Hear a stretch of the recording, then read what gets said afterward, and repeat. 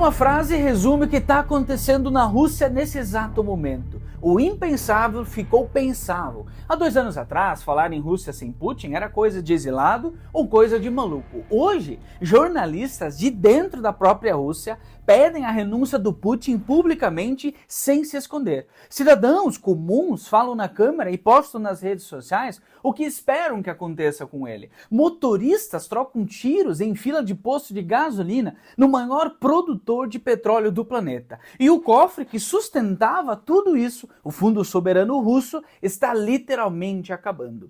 No vídeo de hoje eu vou te mostrar por que os 3 pilares que sustentaram Putin por 26 anos estão rachando todos ao mesmo tempo. E no final, uma conclusão desconfortável. Mesmo que ele vença a guerra, ele pode ter perdido a Rússia. Então fica comigo nos próximos minutos. Eu sou o Maicon Brand, economista, e aqui no canal a gente traduz geopolítica e economia sem economês, sempre com dado na mão. Se esse tipo de análise te interessa, já se inscreve e ativa o sininho, porque tem vídeo novo aqui no canal toda semana.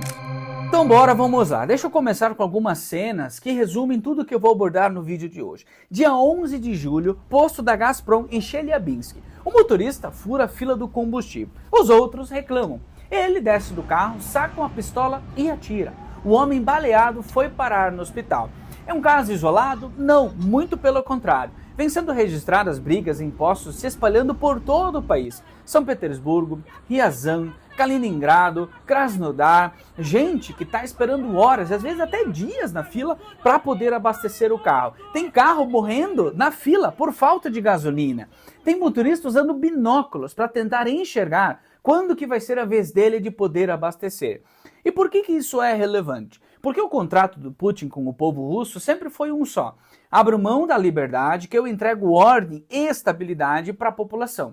Quando o cidadão está brigando por combustível na bomba, esse contrato já não está mais sendo cumprido à risca. E aí fica uma coisa curiosa, como é que um dos países com maior reserva de petróleo do mundo fica sem combustível? A resposta é uma das estratégias militares mais inteligentes das últimas décadas. A Ucrânia entendeu que não ganharia da Rússia no braço, até porque a Rússia tem mais homens, tem mais tanques, tem mais dinheiro. Então ela mudou o alvo. Em vez de lutar contra o exército russo, ela passou a atacar o que abastece o exército e a economia russa. E como é que ela fez tudo isso? Com drones baratos de longo alcance, voando milhares de quilômetros, atacando sistematicamente as refinarias, que é onde o petróleo cru vira gasolina e diesel. E os números dessa campanha são brutais. Segundo algumas fontes ucranianas, 43% de toda a capacidade de refino da Rússia foi tirada de operação, ou seja, quase metade da capacidade de transformar petróleo em combustível se foi. Das grandes refinarias do país, praticamente só uma escapou sem dano, porque ela fica lá na Sibéria, longe demais do alcance dos drones ucranianos. A produção de combustível está mais de 40% abaixo do nível pré-guerra, e falta gasolina para cerca de 1/3 de toda a demanda que a Rússia tem hoje. Mas não parou por aí, a Ucrânia também passou a atacar os navios-tanque, que levam combustível, com cerca de 130 embarcações sendo atingidas no Mar de Azov em poucos dias, segundo o comando de drones ucraniano. O Zelensky chamou de sanções de longo alcance. O que o papel das sanções ocidentais não conseguiu, o drone está conseguindo sufocar a máquina de guerra pelo bolso. E diante disso tudo, como Putin se comportou? Publicamente ele disse que a situação não é tão crítica. Acho que o cara na fila com binóculos vai discordar dessa afirmação do Putin. E o efeito disso aparece na aprovação do próprio governo, lógico. Na Rússia tem 2 termômetros, o Levada Center, que é um instituto independente, e o VTSIUM, que é um centro de pesquisa estatal, isso é, do próprio governo. Por mais que seja difícil saber ao certo os números corretos, esse órgão registrou a aprovação do Putin caindo de 70,4% para 66,9% entre os dias 10 e 12 de julho. Ou seja, a pesquisa conduzida antes dos picos recentes de estresse dentro do país. O pior percentual de aprovação desde o início da guerra se deu em abril de 2026, com o índice marcando 65,6%. Enquanto isso, o Levada Center, que é um instituto independente, mostra a aprovação caindo de 85% lá no final de 2025 para 74% agora em junho de 2026. O que ainda é muito, principalmente para os padrões ocidentais. Nenhum presidente democrata sonha com isso. Lógico que o Putin também não cai amanhã por causa de pesquisa, mas pensa aqui comigo, num país onde criticar o governo, criticar o exército, dá no mínimo cadeia, quantas pessoas falam a verdade para o pesquisador que liga?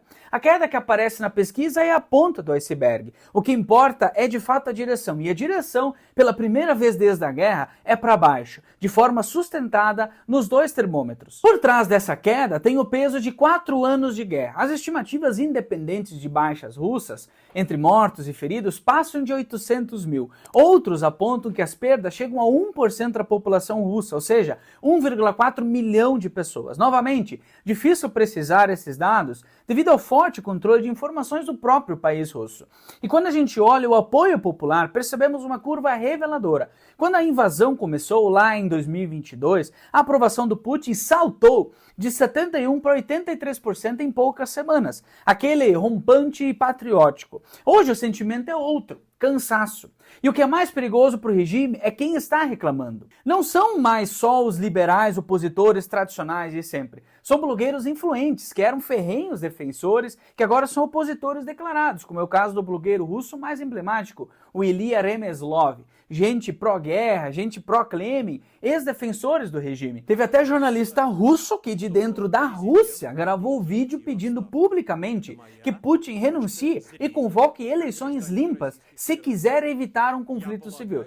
Isso na Rússia, há 3 meses atrás, era literalmente impensável. A resposta do regime veio como? Prisões, hospital psiquiátrico para dissidente, a velha e famosa psiquiatria punitiva soviética e o rótulo de agente estrangeiro para calar crítico. Quando a única resposta é apertar, é porque o argumento realmente acabou. E agora vamos ao pilar também que eu, como economista, considero o mais agravante, que é o dinheiro. Primeiro, a economia real. O PIB russo cresceu 4,3% em 2023, 4,9% em 2024, no embalo do efeito adrenalina dos gastos de guerra, e derrapou para 1% em 2025. Para esse ano, 2026, o próprio governo russo cortou a projeção para 0,4%, após o primeiro trimestre ter vindo com queda de 0,3%. O problema está nas pequenas empresas, que estão reportando queda de cerca de 40% no seu faturamento. E diante disso, o Banco Central russo vem cortando a taxa de juros nesse ano de 2026 e atualmente está em 14,25%. De novo, o Banco Central russo não é exatamente livre para tomar as decisões econômicas apropriadas. Mas um dado para mim que resume tudo é o Fundo Soberano, que nada mais é do que a poupança nacional da Rússia, construído por anos com o lucro do petróleo, o colchão para emergências. Segundo o jornal independente da Rússia, The Moscow Times, antes da guerra, esse colchão tinha cerca de 113 bilhões de dólares em ativos líquidos. Hoje, cerca de 36,5 bilhões de dólares, cerca de 30% do que tinha antes da guerra. E segundo o Gazprom Bank, que é um banco estatal russo e um dos maiores do país, ele projetou em janeiro de 2026 que, no preço atual do petróleo, o dinheiro líquido do fundo acabaria em cerca de 1 ano e pouco. As reservas de ouro na Rússia, que é a 5ª maior do mundo, vem reduzindo mês após mês e está no menor patamar desde fevereiro de 2020, com cerca de 2.283 toneladas. Lógico, ainda é muito longe de acabar, mas novamente, o sinal aqui é claro. E quando o colchão acaba, sobra o quê? Dívida. O plano oficial do governo é cobrir os rombos do orçamento tomando emprestado, com o endividamento praticamente dobrando nos próximos anos. Tradução: a Rússia está queimando a poupança de uma geração para pagar uma guerra e começando a viver de cheque especial com juros de 16%, 17%.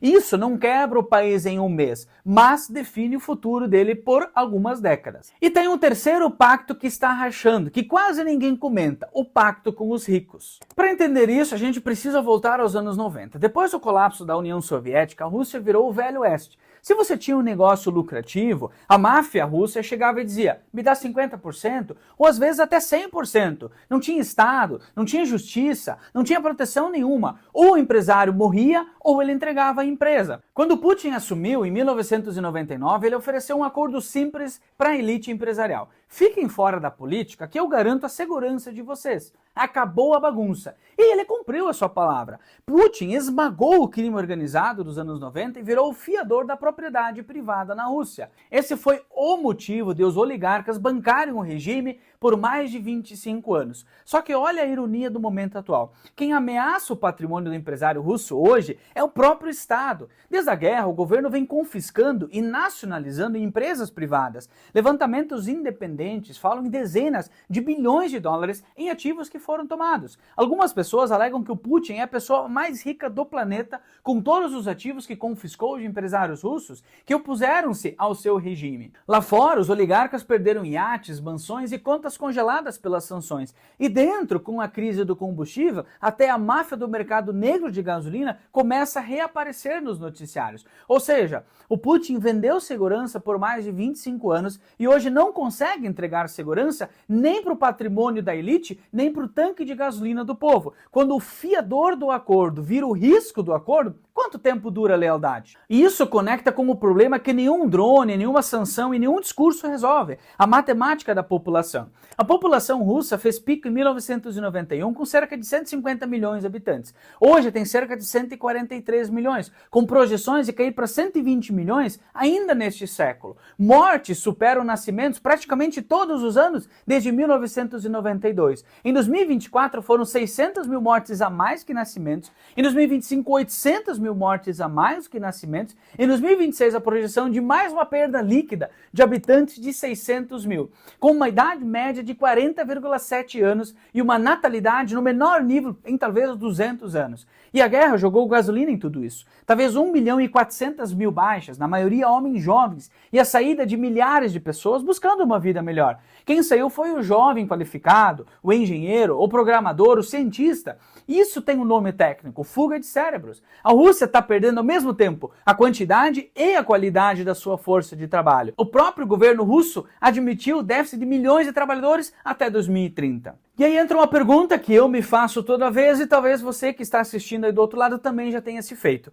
Por que então não tem uma fuga ainda maior de russos para outros países? O grande problema aqui é voltar depois para a Rússia. Embora não exista uma proibição formal de retorno, voltar é literalmente uma roleta russa. Homem em idade militar pode ser convocado em operações futuras ou já na chegada no aeroporto. Quem criticou a guerra nas redes sociais, por exemplo, pode ser enquadrado na lei de descrédito às Forças Armadas, que dá no mínimo cadeia. E o dinheiro que acumulou na Rússia, aqui aperta de verdade. Do lado russo tem fortes controles de capital com limite de remessas ao exterior, no teto de apenas 10 mil dólares por mês pelos sistemas de transferência. Obrigação de declarar conta no exterior ao fisco russo, com pena criminal para quem descumprir em valores mais altos. E do lado ocidental tem as sanções do SWIFT, que é o principal sistema global de mensagens financeiras. Banco europeu e americano trata dinheiro de origem russa como radioativo, muito simplesmente, e recusam abrir sequer a conta. E em março de 2026 entrou em vigor a peça final disso tudo, a Lei do Registro de Evasores.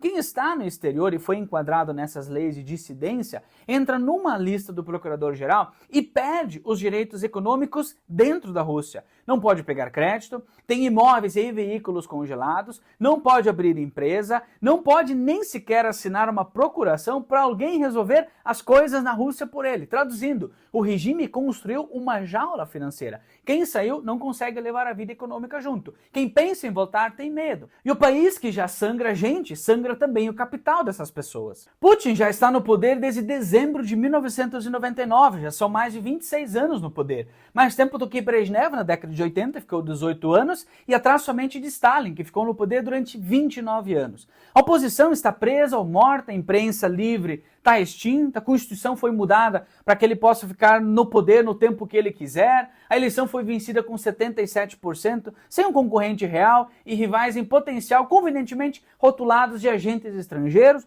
com recursos congelados ou tomados antes de qualquer disputa. Esse é o cenário atual da Rússia de 2026. E aí fica uma pergunta: será que ele pode sair, seja por pressão, saúde ou exaustão do próprio sistema?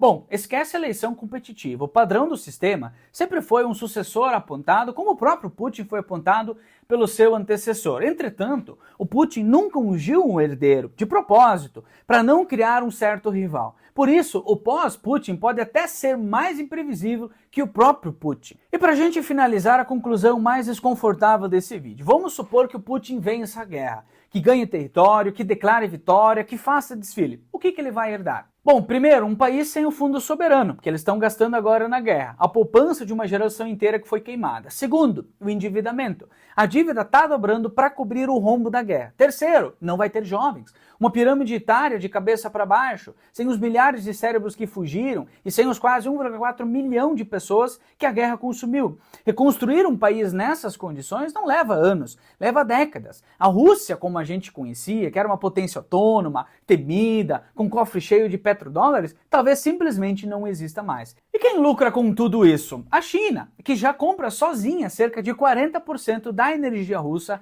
já ditos termos, e assistiria de camarote uma Rússia quebrada e envelhecida virar, na prática, uma sócia minoritária do projeto chinês. Essa é a ironia final. Putin invadiu a Ucrânia para restaurar a grandeza russa e pode ser lembrado como o homem que entregou a Rússia para a China de bandeja. O homem que, tentando salvar o império, acabou com ele. Então a pergunta que eu quero que vocês respondam nos comentários é a seguinte: o Putin vai ouvir o que até os aliados já dizem, que é encerrar a guerra e preparar uma saída organizada com um sucessor? Ou ele vai fazer o que ele sempre fez, apertar a repressão, quebrar os termômetros e se agarrar ao poder onde dá, custe o que custar, inclusive a própria Rússia? Comenta a sua visão aqui embaixo. E se o vídeo te fez também enxergar esse quebra-cabeça de outro jeito, deixa seu like, compartilhe com aquele amigo que curte geopolítica, se inscreve e ativa o sino. Semana que vem tem mais. Um forte abraço!